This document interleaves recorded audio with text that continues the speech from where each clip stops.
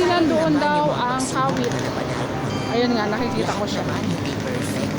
Mayaman ka man or Ayan, galing ako doon. we are all encountering problems. I just want to say, sana So ayan, I hope you choose to nandito na ako sa Kawit, Cavite. There are better Galing days akong ka. Naik. Magpahinga ka. So dun sa convention Pero huwag kang hall, sumuko sa buhay, ha? pupunta ako Just doon. Ayan, let's go. Ayan, nakababa na ako ng overpass. Lalakad ako punta doon. Maga pa naman.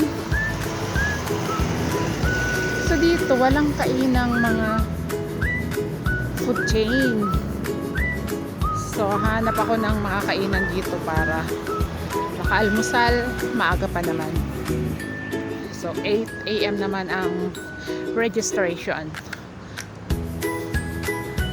So another day, another bayan ng Cavite to explore.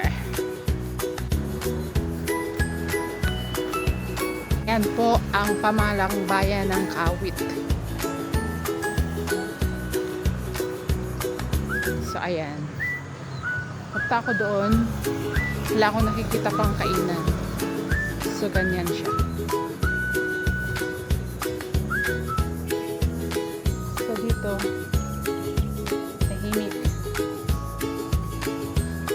tahimik niya, naiihi na ako. Mahanap ko na ako ng CR.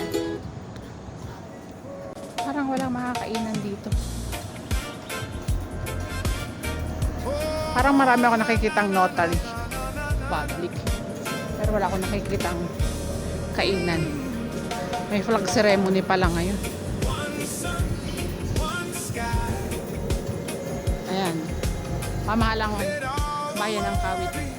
So guys, dito daw yung aking venue. Nagtanong ako doon sa harapan. So close pa naman siya, maaga pa naman kasi. So maghahanap muna ako ng makakainan since maaga pa naman.